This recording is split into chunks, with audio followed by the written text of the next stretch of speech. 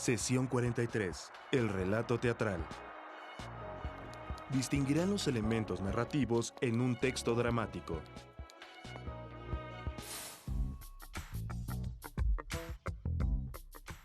Un texto dramático es diferente a un texto narrativo o poético, porque se escribe con el fin de representarlo en un escenario o teatro frente a una serie de espectadores.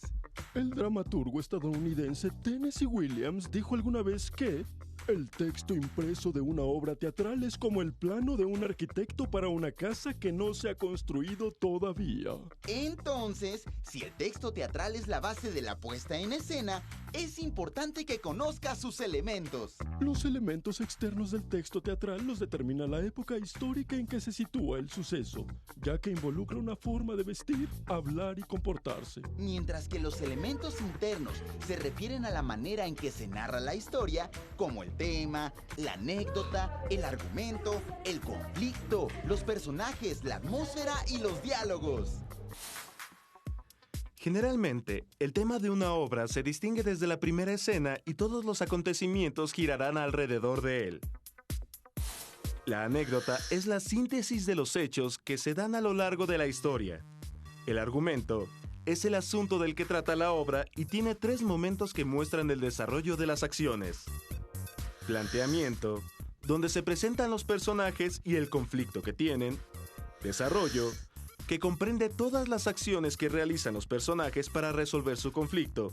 Su momento más intenso es el clímax, cuando se enfrentan los personajes contrarios.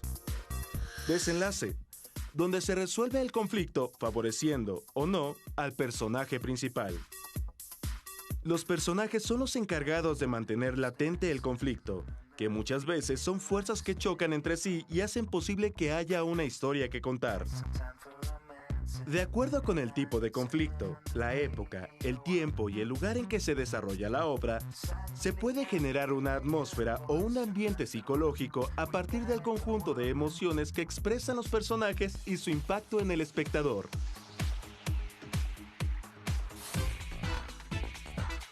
El texto dramático parte de una forma narrativa llamada diálogo, y a través de él, los personajes van exponiendo la historia, ideas y acciones.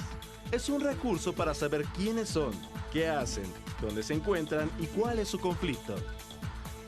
Las acotaciones, que por lo general aparecen en letras cursivas, son indicaciones que da el autor.